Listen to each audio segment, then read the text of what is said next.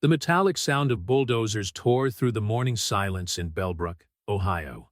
Peter Martinez abruptly braked his truck when he saw the devastation in front of him. The neat rows of organic lettuce, carrots and tomatoes he had grown for 5 years were gone, replaced by expanses of newly planted grass and numbered flags stuck in the ground. "What the hell is this?" he muttered, his heart racing as he jumped out of the vehicle. He had just returned from a 3-week humanitarian mission to Guatemala, where he had helped implement sustainable farming systems in poor communities. Now her own community farming project was destroyed.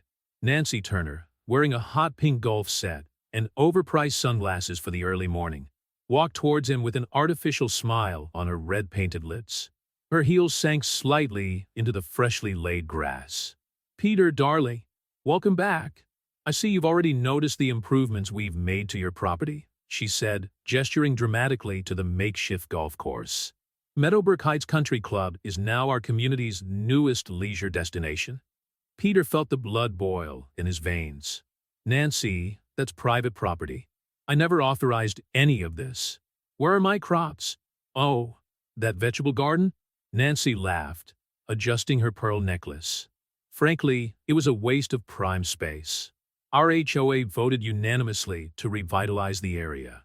You should thank us. The value of your land tripled." "Voted? I'm the legal owner, and I've never taken part in any vote." Peter pulled out his cell phone and started photographing the destruction. His hands were shaking with anger. This fed more than 200 children in the school lunch program. "We had contracts with 3 schools. Nancy rolled her eyes behind her sunglasses. "Please, Peter, we're a classy community. Golf brings the right kind of people to our neighborhood. Besides, you're 3 months behind with your club maintenance fees." "Fees? What fees? I didn't join any club." At that moment, Regina Alvarez, principal of Lincoln Elementary School, stopped her car next to the property. Her face paled at the sight of the golf course where there used to be a thriving organic vegetable garden. "Peter, what happened?" "The children are waiting for their weekly vegetable delivery," Regina exclaimed, approaching quickly. Nancy stepped between them. "I'm sorry, but this is a restricted area for members only. You'll need to leave." "Members?" Regina looked incredulously at Peter. "What is she talking about?" "This woman and her association invaded my property while I was out of the country," Peter explained, his voice shaking with indignation. "They destroyed the entire vegetable garden to build an illegal golf course." Regina, who was a lawyer before becoming an educator, narrowed her eyes. "Nancy Turner, I presume? I suggest you consult a lawyer immediately. What you've done here amounts to several crimes." "Crimes?" Nancy laughed nervously. "Honey, we're a respectable HOA. We have the autonomy to make decisions that benefit our community." "Autonomy doesn't mean dictatorship," Peter retorted. "You destroyed a social project without the owner's permission. That's trespassing and destruction of property, to say the least." A small group of residents began to form around them, attracted by the discussion.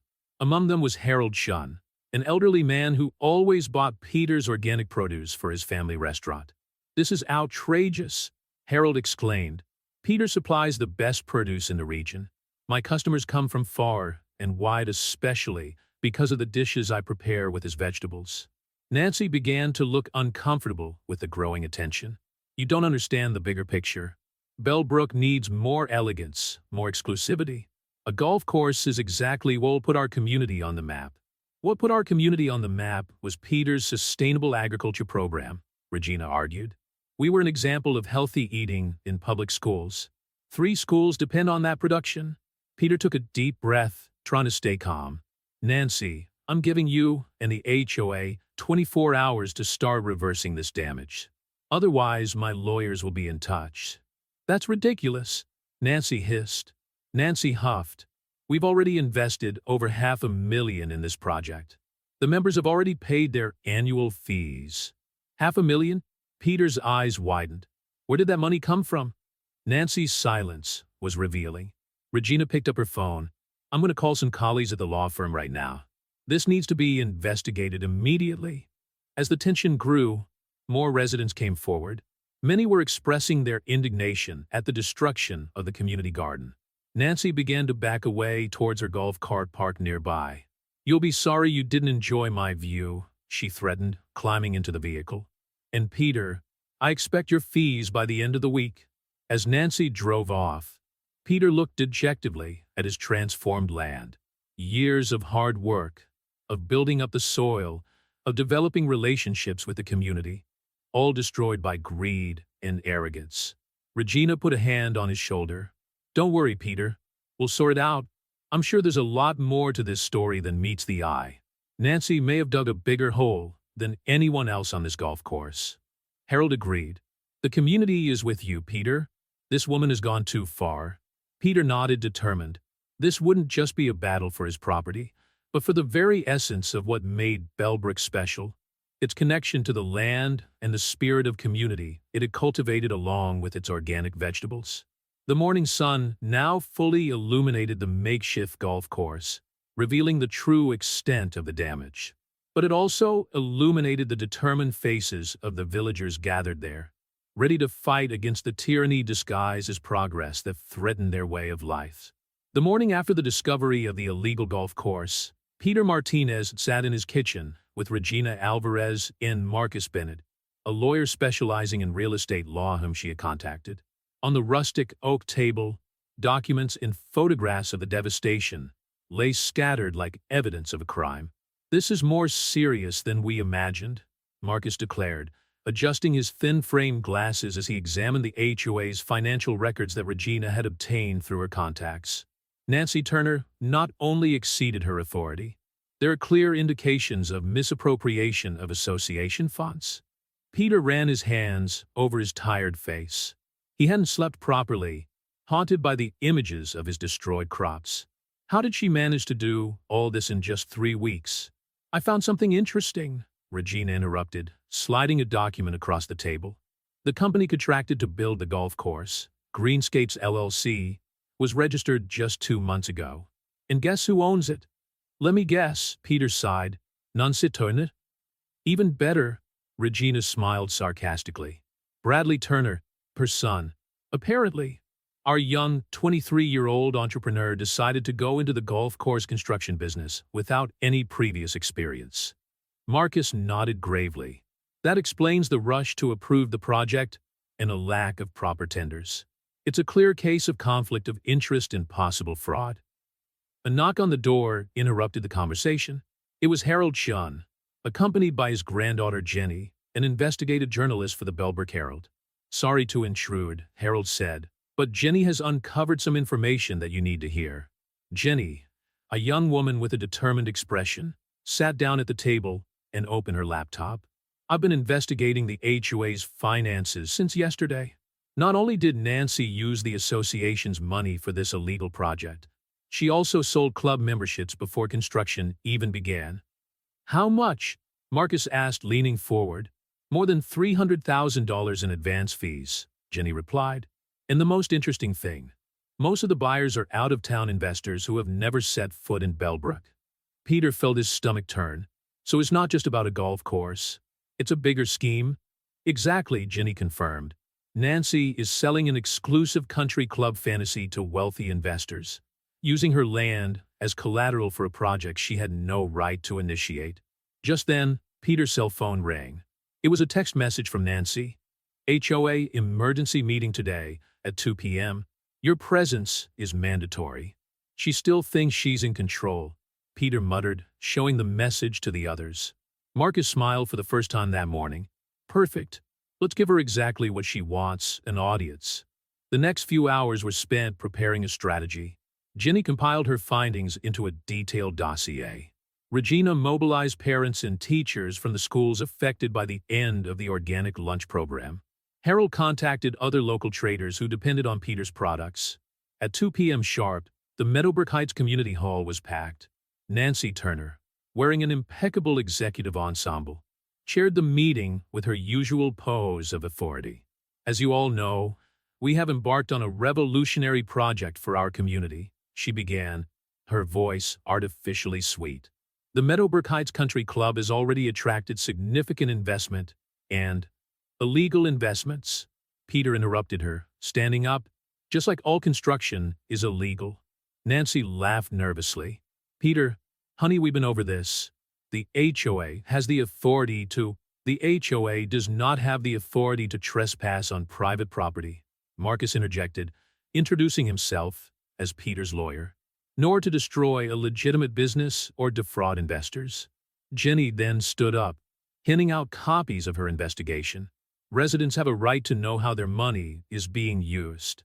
Nancy's face began to lose color as murmurs spread around the room. Bradley Turner, sitting in the front row, seemed to want to disappear into his chair. That's slander, Nancy protested. You can't. We can and we must, Regina interrupted, standing up with a group of parents and teachers. 300 children have lost access to healthy food because of your greed. Harold also spoke up. Dozens of small businesses have been affected. The whole community is suffering to benefit his family. Nancy tried to bang the gavel, declaring the meeting adjourned, but the residents wouldn't budge. Years of frustration with her authoritarian leadership finally boiled over. I propose an immediate vote to remove the current board, one resident shouted, receiving instant support from the crowd. Marcus smiled discreetly at Peter. That's just a beginning. Tomorrow we file the criminal and civil suits. Nancy, watching her empire crumble, finally lost her composure. Don't you understand? I was trying to elevate us, to turn this place into something special.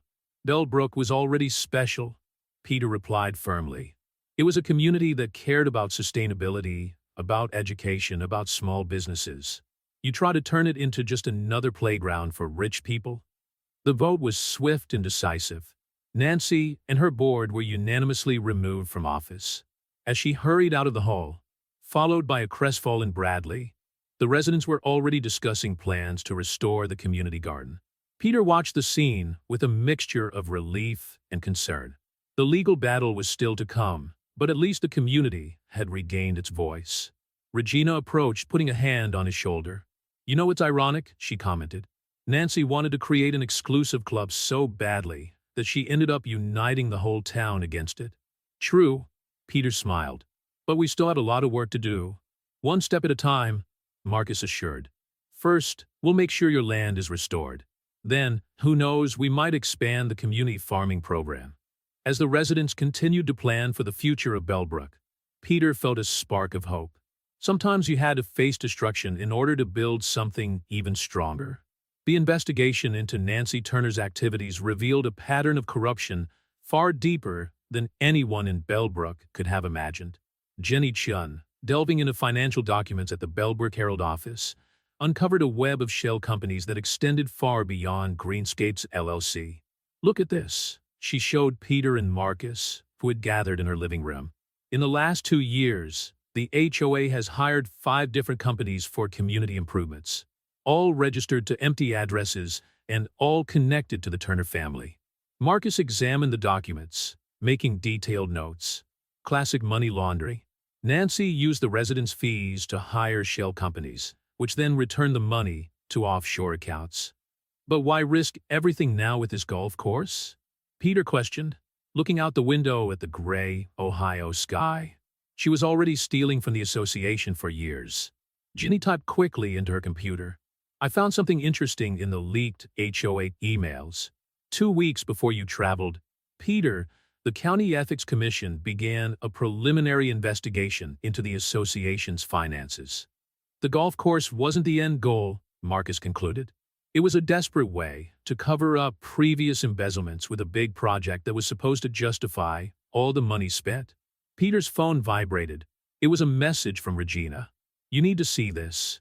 I'm at the school with some important people. 20 minutes later, they entered the principal's office at Lincoln Primary School. Regina was not alone. Joining her were 2 FBI agents and a representative from the Department of Agriculture. Mr. Martinez, one of the agents, introduced himself. I'm Special Agent Rodriguez. Your situation has come to our attention because it connects to a larger investigation we're conducting. How bigger? Peter asked, taking a seat. Nancy Turner is not alone. Agent Claire Morrison of the Department of Agriculture explained. We've identified a similar pattern in 3 other counties. HOAs being used to destroy productive farmland and replace it with luxury developments. It's a forced gentrification scheme, Rodriguez continued. Developers identify areas with upside potential, infiltrate local HOAs, and force small homeowners to sell through questionable tactics. Peter felt a knot in his stomach. So my garden wasn't chosen by chance. Your property was perfect for them, Morrison confirmed. Fertile land, well located, with a history of sustainable use that made approvals for normal commercial development difficult. The only way to achieve the transformation was through extra-legal methods. Jenny, who was furiously taking notes, raised her head. What about the out-of-town investors who bought club bonds? Oranges, Rodriguez replied. Most of them don't even exist. It's part of the money laundering scheme. Regina, who had been unusually quiet, finally spoke up. That explains why Nancy was so confident. She had the support of powerful people. She did. Marcus emphasized the past tense. But now we have enough evidence, not only to prosecute her, but to expose the entire operation. A sudden noise in the corridor interrupted the conversation. Bradley Turner, looking much younger and more frightened than his usual arrogant self, was standing in the doorway. I want to make a deal, he said, his voice shaking. I know everything. About the developers, about the brides, about the other places they planned to hit. The agents exchanged meaningful glances. Rodriguez signaled for Bradley to enter and close the door. Why now? Peter asked, studying the young man who had helped destroy his years of work. Bradley collapsed into a chair. Because I realized that my mother won't stop. Last night, I heard her on the phone with the real investors. They're not people to be messed with. And now that the plan has gone wrong, they're threatening to call in their guarantees. Jenny leaned forward. What kind of guarantees? The kind that involves breaking knees, Bradley swallowed dryly. Or worse. The silence that followed was heavy. Peter watched his antagonist's son, no longer an arrogant villain, but a frightened young man who had become involved in something bigger than he could control. We need to act fast, Rodriguez declared, standing up. Mr. Turner, are you willing to make an official statement? Bradley nodded. I have documents too. Contracts, emails, recordings of meetings. My mother always taught me to keep it safe from everyone. Typical, Regina muttered. Morrison consulted his phone. I have an environmental assessment team ready to document the damage to Mr. Martinez's land. The more evidence we gather, the stronger our case will be. What about my vegetable garden? Peter asked. The schools still need the food. I've already thought of that. Regina smiled for the first time that day. While we investigate, we could use the school grounds for a temporary garden. Smaller, but enough to keep the program going until we restore your land. Marcus began organizing the documents in his briefcase. I'll prepare the subpoenas today. Bradley, your cooperation will make a big difference. The young Turner looked at Peter. I'm sorry. I really am. I never thought that. You can still do the right thing, Peter replied simply. As the group dispersed to begin their respective tasks, Peter stood for a moment, looking out the school window at the playground where children played oblivious to the conspiracy that had almost destroyed his healthy eating program. The battle was far from over, but for the first time since discovering the golf course on his property, Peter felt that true justice, not just for him, but for the whole community, was within reach. Regina put a hand on his shoulder. Shall we start the school garden tomorrow? Peter smiled. Tomorrow at sunrise. The children can't wait. The news of Nancy Turner's arrest dominated the front page of the Bellbrook Herald that morning. Jenny Chun had written a detailed article exposing the whole scheme, from the money laundering to the connections with unscrupulous developers. The photo of Nancy being escorted out of her colonial mansion, still wearing her characteristic pearls, caused a mixture of shock and satisfaction in the community. Peter watched a group of volunteers working in Lincoln School's temporary garden, their hands dirty with dirt as they instructed the students on the proper planting of lettuce seedlings. The sight of children learning about sustainable agriculture brought some comfort, but his mind remained on his ruined property. Mr. Martinez, called Sophia, a fifth grader, running towards him with a tablet. Look what we found in the city archives. Peter wiped his hands on his jeans and picked up the device. On the screen, an old document showed that his property was part of an agricultural historic preservation area, established in the 1950s to protect the region's family farms. That's gold, Marcus commented, approaching with Regina. Not only was the construction of the golf course illegal due to the lack of authorization from the owner, but it also violates historic preservation laws. And there's more, Regina added, showing her own phone. Bradley handed over recordings of meetings with the developers. They planned to use the golf course as the first phase of a larger project, a luxury condominium that would occupy all the farmland in the county. Peter felt a chill. How many other properties were they targeting? At least 12, replied Agent Rodriguez, who was approaching with his partner. We discovered that the HOA was secretly buying options on adjacent land, using money embezzled from residents' fees. Agent Morrison consulted her notes. The scheme was ingenious. First, they devalued the properties through abusive fines and arbitrary restrictions. Then they offered to buy the land for derisory prices before the owners went bankrupt. Like a form of legalized extortion, Ginny added, joining the group. She was carrying a new folder of documents. I just received this from a source in the records department. Nancy didn't act alone. There were members of the city council involved. The group processed the information in silence. Only the sound of children working in the garden in the background. Peter watched a little boy carefully explaining to a classmate how to water a tomato seedling without damaging the roots. You know, it's ironic, he finally said. They wanted to destroy all this to build a playground for rich people. But look, these kids already have their own paradise right here. Regina smiled, and they're learning values that no golf course could ever teach them. Speaking of golf courses, Marcus interjected, I've received an interesting proposal from the County Parks Commission. They want to turn your property into an educational center for sustainable agriculture as soon as we can reverse the damage. An educational center? Peter asked, interested. Yes, Morrison explained. It would be a partnership between the local schools and the Department of Agriculture. Their organic growing techniques would serve as a model for other similar programs in the state. And the best part, Ginny added, the funding would come from fines and asset recovery from those involved in the scheme. Peter watched the children at work again. A small green revolution was happening right there, born from the ashes of a greedy plan.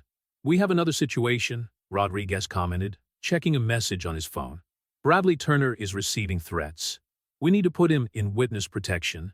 The people behind this scheme aren't going to give up easily, Morrison warned. This goes way beyond Bellbrook. Then let's go beyond Bellbrook too, Peter declared. Ginny, how much reach does your paper have? The young journalist smiled. I have contacts at several larger outlets. A story about real estate corruption, environmental destruction, and redemption through community farming? That will go viral. We need to act fast, Marcus warned. The more exposure, the more protection we get. The group spent the next few hours planning the next steps.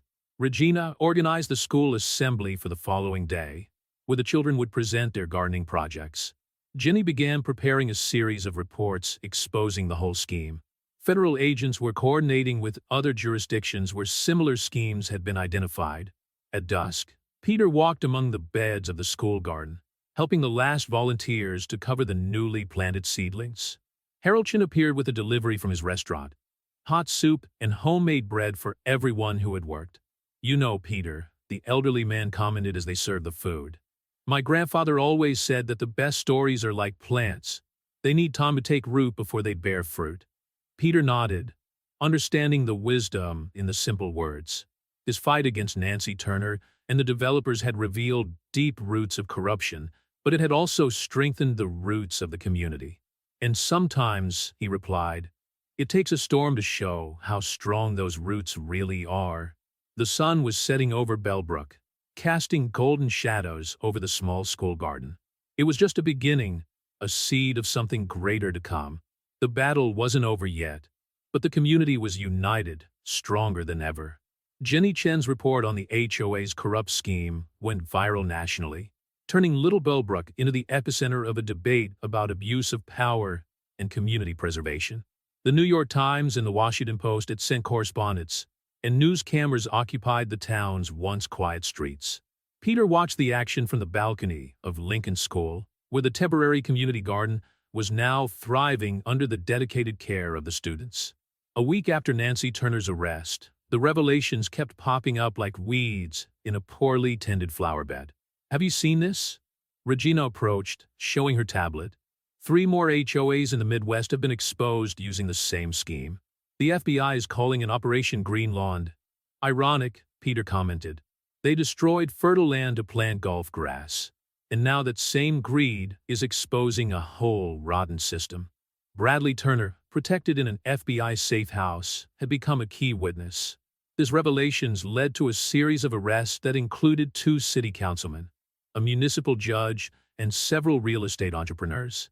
The young man who had once despised Peter's work in sustainable agriculture now showed a genuine interest in redemption. "Mr. Martinez," Sophia ran up to them, carrying an official envelope. "It's arrived from the court." Peter opened the document with Marcus by his side. It was the preliminary ruling on his property. Not only did it order the complete restoration of the land, but it also established substantial compensation to be paid for the confiscated assets of those involved in the scheme. "That's just the beginning," Marcus smiled. "The federal judge wants to use your case as a precedent to protect other farms from predatory development." Harold Chin arrived at that moment, accompanied by a group of local chefs. "Peter, we formed a cooperative. We want to make sure that when your land is reclaimed, all organic produce has a guaranteed destination. Not just for schools, but for restaurants committed to sustainable food." The community's transformation was palpable. What had begun as an individual battle against an overbearing HOA had become a movement for the preservation of Bellbrook's character and values. People rediscovered the meaning of real community, far beyond artificial walls and regulations. Jenny showed up with more news. The Department of Agriculture has approved the Education Center project. But there's a surprise. They want to expand the concept. Your property will be the pilot project for a national network of sustainable urban agriculture centers. Peter felt the weight of this responsibility, but also the hope it carried. How many other communities can benefit from this? How many Nancys can we stop from destroying something precious? Regina gathered everyone in the school auditorium for a special presentation.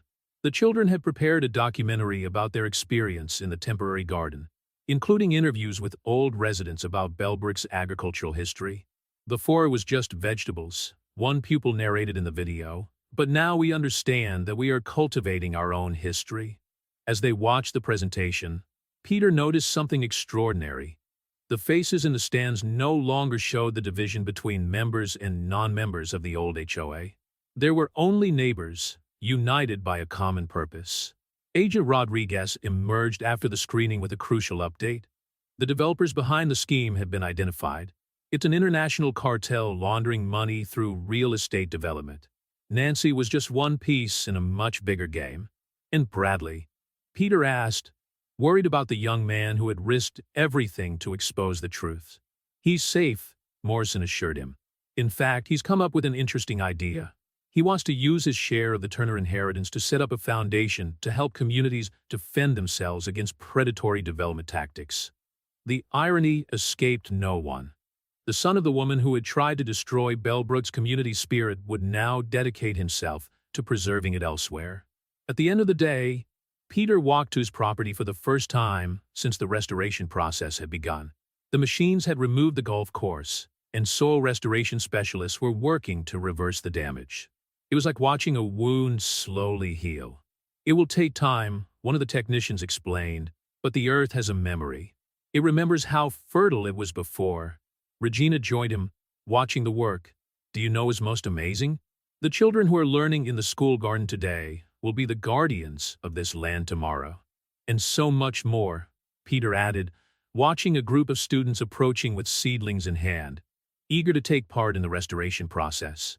The story of Bellbrook was no longer about a battle between a corrupt HOA and an organic farmer. It was about a community rediscovering its roots, literally and figuratively. It was about ordinary people coming together to protect something precious. Not just the land, but the values it represented. As the sun set over the recovering fields, Peter realized that Nancy Turner, in her blind greed, had inadvertently planted the seeds of something far more valuable than an exclusive golf course. She had planted the seeds of community renewal, justice, and hope. And those seeds, like all the others Peter had cultivated over the years, were only just beginning to sprout.